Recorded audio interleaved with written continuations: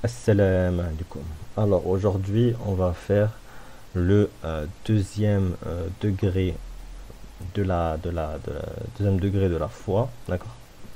Ou deuxième branche, mais on va parler de degrés, hein, d'accord? Je l'ai dit dans le premier épisode. On va parler de degrés, puis ce sera plus simple, d'accord?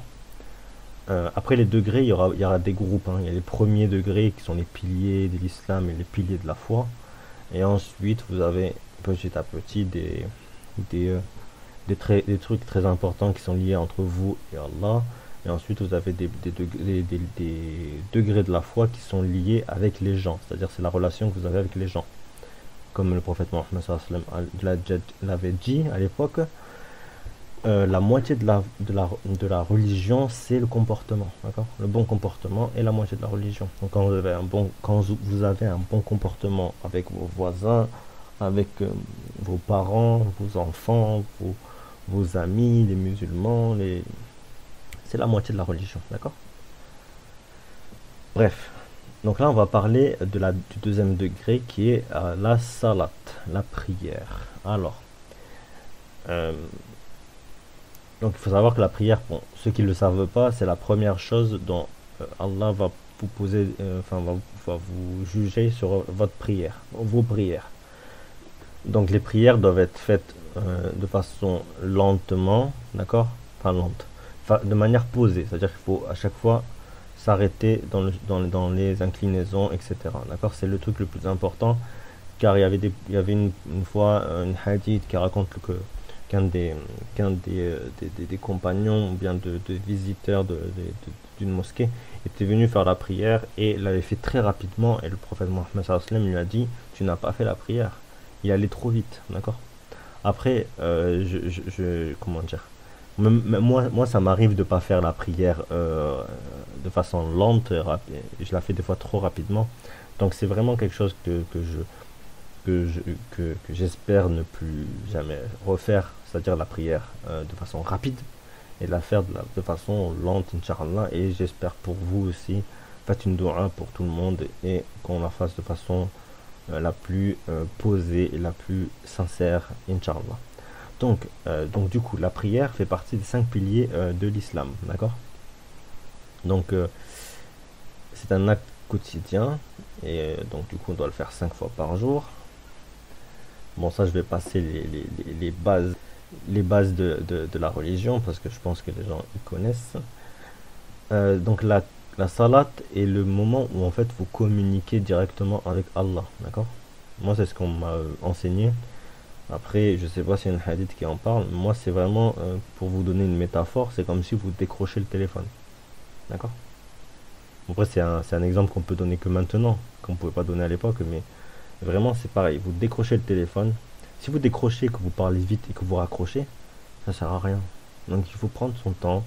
euh, il faut prendre son temps. Et c'est comme quand, bon, quand vous parlez à votre mari ou à votre femme, vous n'allez pas lui parler de façon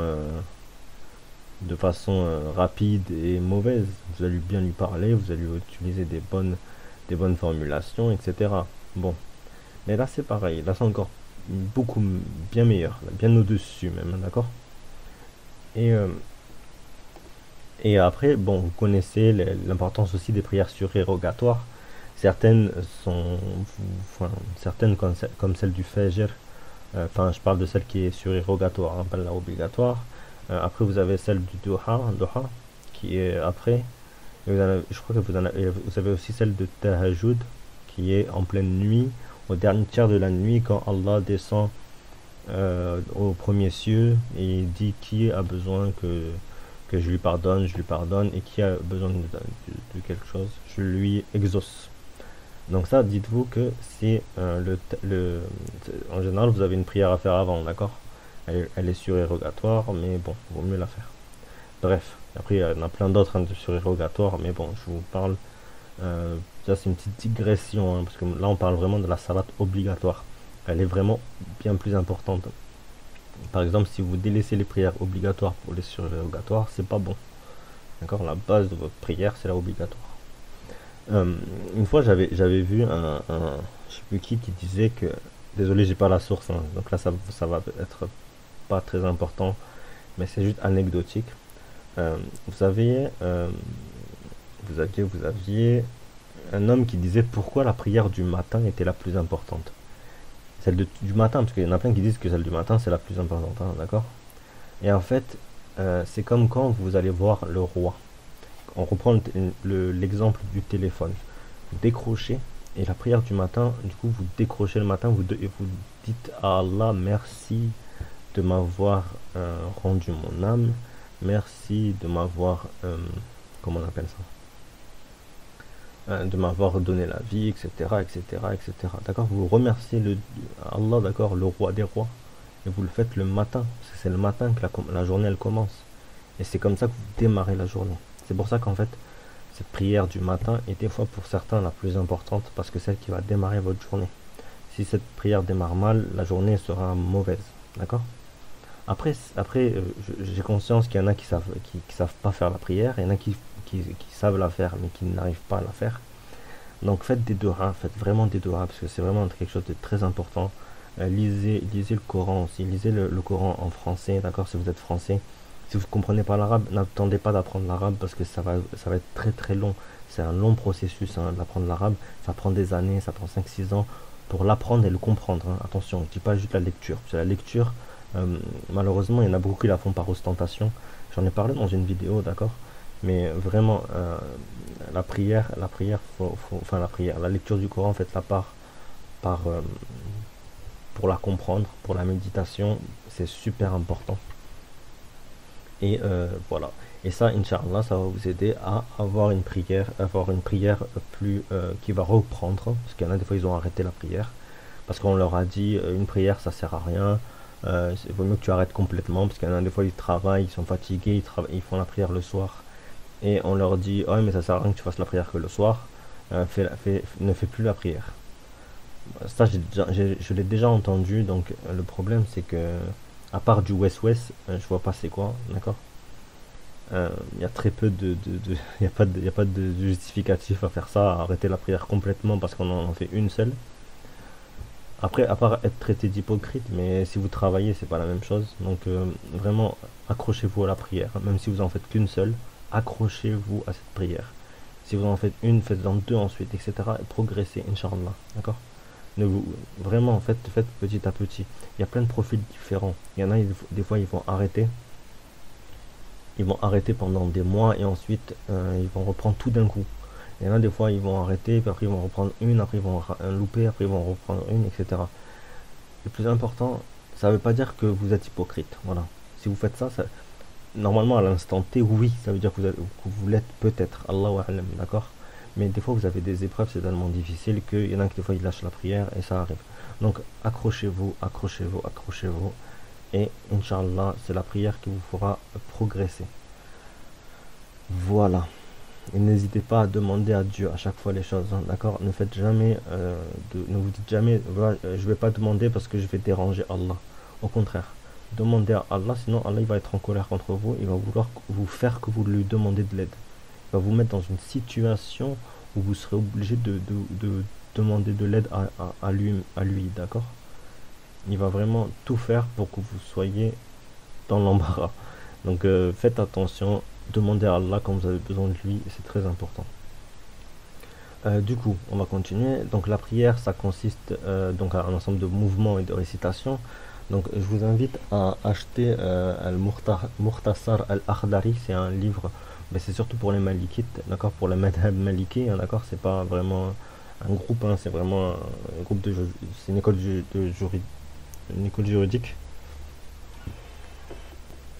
Et ce livre va vous apprendre à faire la prière comme il se doit, c'est-à-dire qu'en gros, en fait, pour que la prière soit valide, je vais dire en gros, hein, parce que faut que je le relise ce livre. En gros, la sourate al-Fatiha est obligatoire et les sujouds sont obligatoires, d'accord. Le tashahoud à la fin ne rend pas votre prière invalide ou valide, d'accord. Si vous le faites pas, ça altère pas la validité de votre prière. Par contre, si c'est fortement recommandé, comme toutes les formulations, comme tout qui est dans la prière est fortement recommandé. Voilà. Mais ça n'annule pas la validité. Donc limite, si vous voulez rien dire, vous voulez juste faire les sujouds, etc., le ruku, recours, etc. Ben, faites juste ça. Faites soit al-Fatiha au début, faites juste les sujouds. Et comme ça, au moins, vous aurez une prière valide. Vaut mieux prendre son temps et faire une prière valide que ne pas faire la prière valide et d'aller très vite. Parce que si vous allez trop vite, la prière n'est plus valide. Donc voilà, il faut faire attention et être concentré. Donc la prière renforce aussi la discipline, la concentration et la pureté spirituelle. Et ça vous rend aussi léger. Quand vous avez fini la prière, vous vous sentez de plus en plus léger. Donc c'est super important de la faire. Du coup, oui, voilà. Après, vous avez les ablutions aussi qui vont avec la prière. Ça, je sais pas si je l'ai mis dans les. Oui, voilà. Si je l'ai mis dans les degrés de la foi. Ça apparaît pas maintenant, ça apparaît bien plus tard. Mais c'est un degré important de la foi, c'est-à-dire de prendre un soin de soi-même, faire un petit peu de parfum si vous voulez, faire un petit peu, surtout pour les hommes, hein, parce que les femmes, il y a des hadiths qui interdisent pour aller à la mosquée avec du parfum, c'est interdit, etc. Bref, on va dire prenez soin de vous, d'accord? Et les ablutions font partie de ça parce que ça prend soin de vous côté spirituel et c'est obligatoire pour faire la prière, d'accord? Même le roussoul, hein, le roussoul est souvent délaissé, mais il faut le faire, hein. C'est un truc très, très important. Ensuite,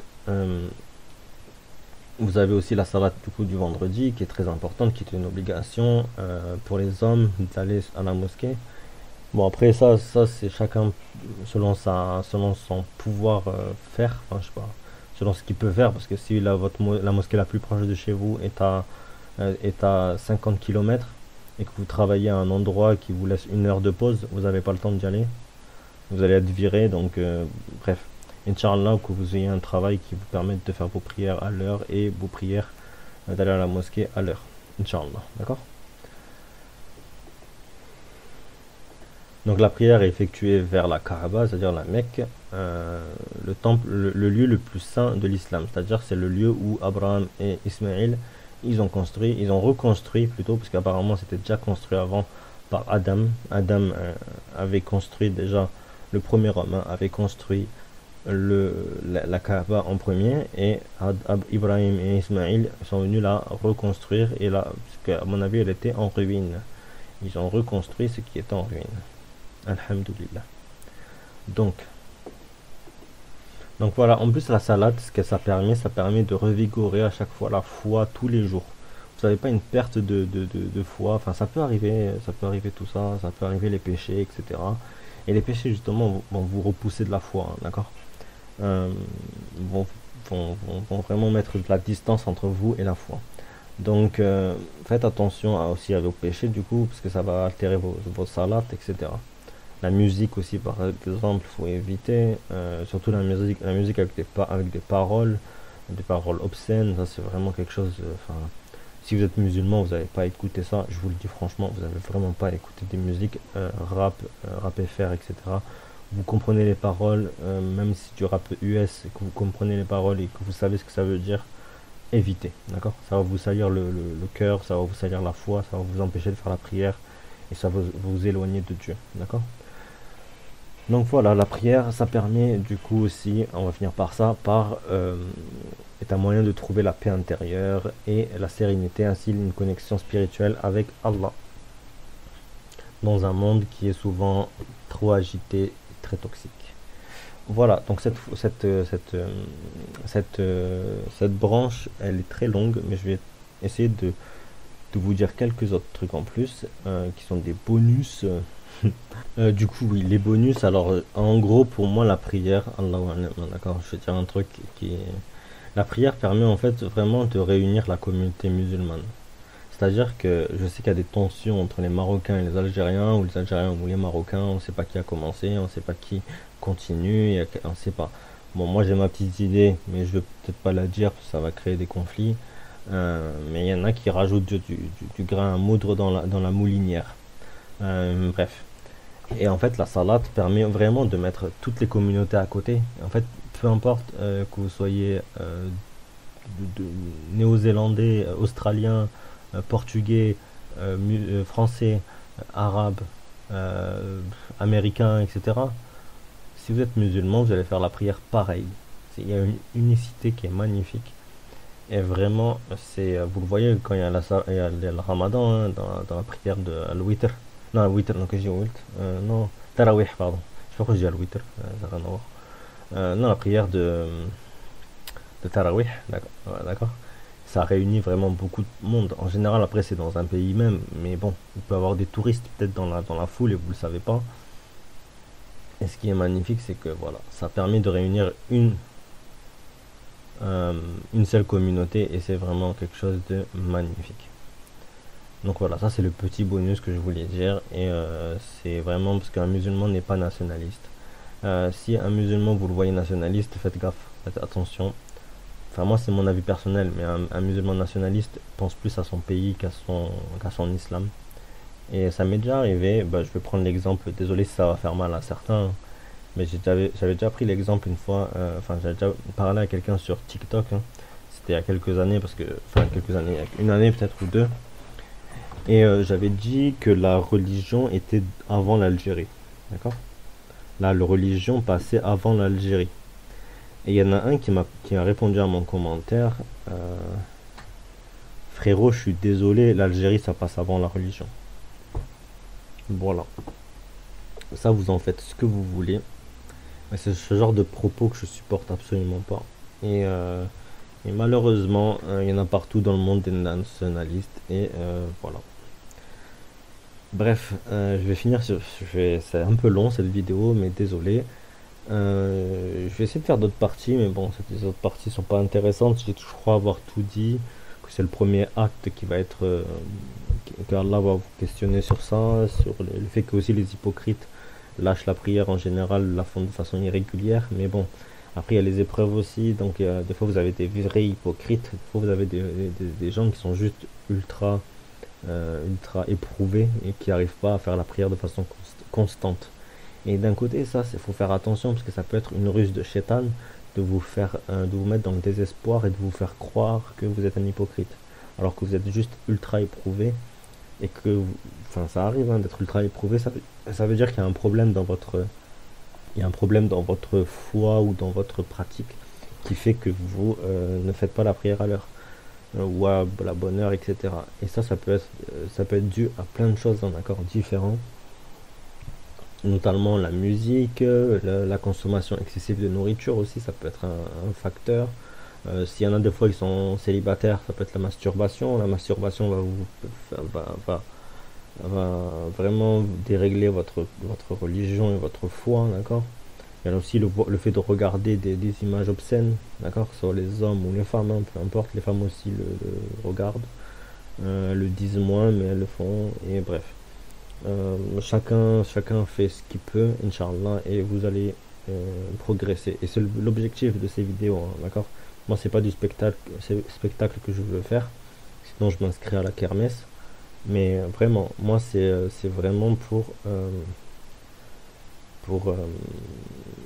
pour faire progresser la Oumma, d'accord? Ceux qui m'entendent, ceux qui me voient. Après, j'ai pas beaucoup d'abonnés, mais Inch'Allah, ben, ça va progresser et j'espère que vous allez progresser et que je vais progresser dans mes pratiques. Voilà. Abslema, je vais arrêter la vidéo, sinon je vais encore parler trop longtemps.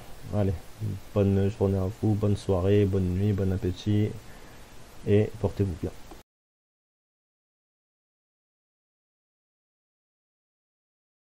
Allah